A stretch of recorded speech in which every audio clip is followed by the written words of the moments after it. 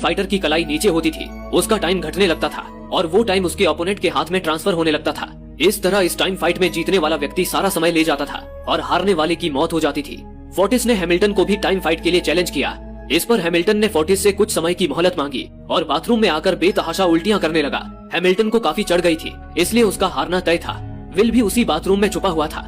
मौका मिलते ही वो हैमिल्टन को लेकर बार से भाग निकला और उसे फोर्टिस से बचाकर एक सुरक्षित जगह पे ले आया। विल हैमिल्टन के पास इतना सारा समय देख समझ चुका था कि वो न्यू ग्रीनिच टाइम जोन से है। विल ने चिढ़कर हैमिल्टन से कहा, तुम जानबूझकर अपना समय बर्बाद क्यों कर रहे हो?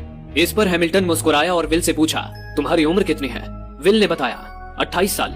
हैमिल्टन ने कहा, मेरी उम्र 105 साल है और अब मैं जिंदगी से थक चुका हूँ और ऐसी जिंदगी का भी क्या मतलब जो गरीब मजबूर लोगों की मौत से मिली हो।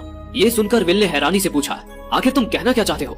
इस पर हैमिल्टन ने कहा, लगता है तुम अब तक हकीकत से अनजान हो। क्या तुमने कभी सोचा है कि इस दुनिया में अलग अलग टाइम जोन्स क्यों बनाए गए हैं? आखिर क्यों तुम्हारे टाइम जोन गेटों में किसी भी वक्त चीजों के दाम और टैक्स बढ़ा दिए जाते हैं? दरअसल महंगाई जानबूझकर बढ़ा दी जाती है ताकि गरीब लोग मरते रहें और उनकी मौत का फायदा ग्रीनिच टाइम जोन के अमीर लोगों को होता रहे।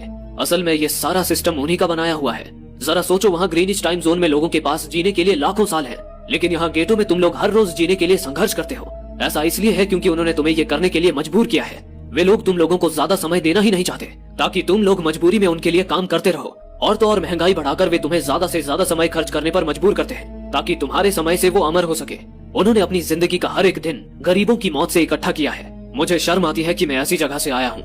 ये सब सुनकर विल को झटका लगा। हैमिल्टन ने विल से आगे पूछा, अगर तुम्हारे पास मेरे जितना समय होता तो तुम क्या करते?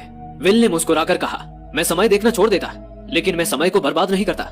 इसके बाद विल ने हैमिल्टन से कहा, आज रात हमें यहीं रुकना होगा, सुबह तक खतरा टल जाएगा, तब तुम वापस अपने घर लौट जाना। इस तरह वो रात गुजर गई। अगली सुबह जब विल नींद से जागा तो देखा कि हैमिल्टन वहाँ से गायब था। तभी विल ने अपनी घड़ी में नजर डाली।